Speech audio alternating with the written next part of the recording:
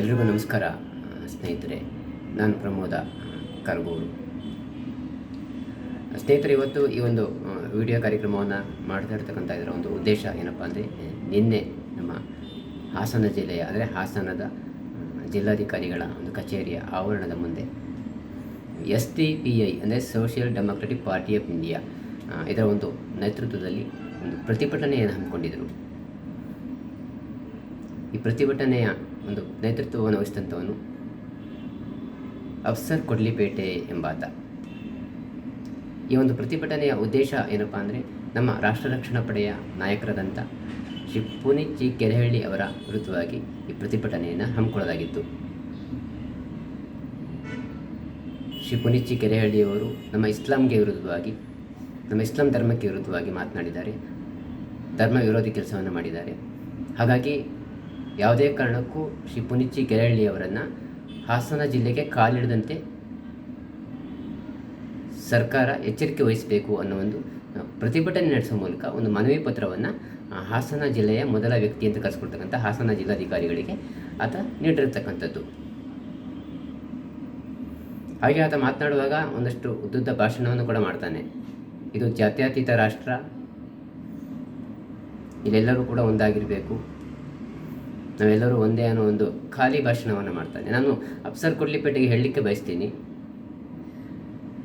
ನಿನಗೆ ಯಾವ ಸೂಳೆ ಮಗ ಹೇಳ್ದವನು ಇದು ಜಾತ್ಯತೀತ ರಾಷ್ಟ್ರ ಅಂತ?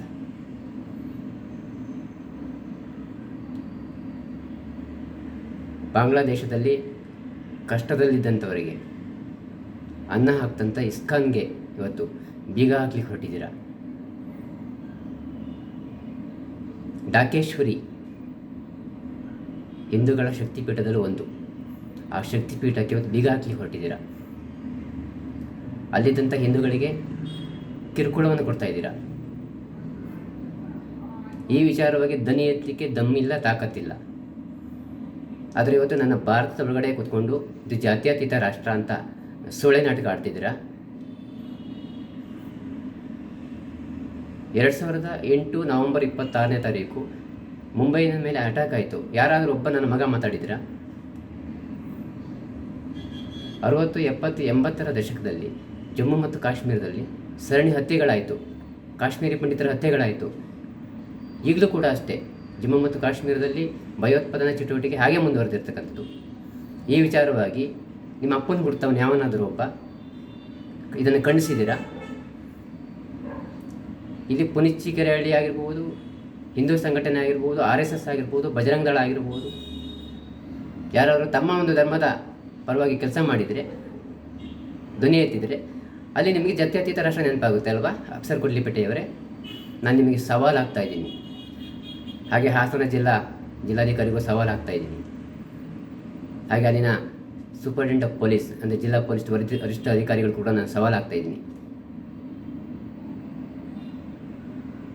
ಅಲ್ಲಿರ್ತಕ್ಕಂಥ ಅಧಿಕಾರಿಗಳಿಗೂ ಸವಾಲು ಆಗ್ತಾಯಿದ್ದೀನಿ. ನಿಮಗೇನಾದರೂ ತಾಕತ್ತಿದ್ರೆ, ದಮ್ಮಿದ್ರೆ, ನೀವು ಪುನೀತ್ ಜಿ ಕೆರೆಹಳ್ಳಿಯವರಲ್ಲ, ನನ್ನನ್ನು ತಡೀರಿ ನೋಡೋಣ, ನಾನು ಹಾಸನ ಜಿಲ್ಲೆಗೆ ಬರ್ತೀನಿ.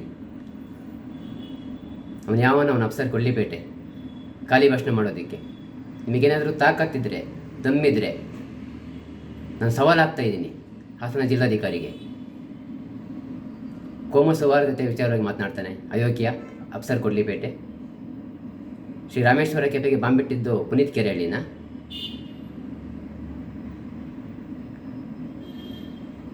ನಿಮ್ಮ ಖಾಲಿ ಭಾಷಣ ಕೇಳೋದಕ್ಕಲ್ಲ ನಾವಿಲ್ಲಿರೋದು.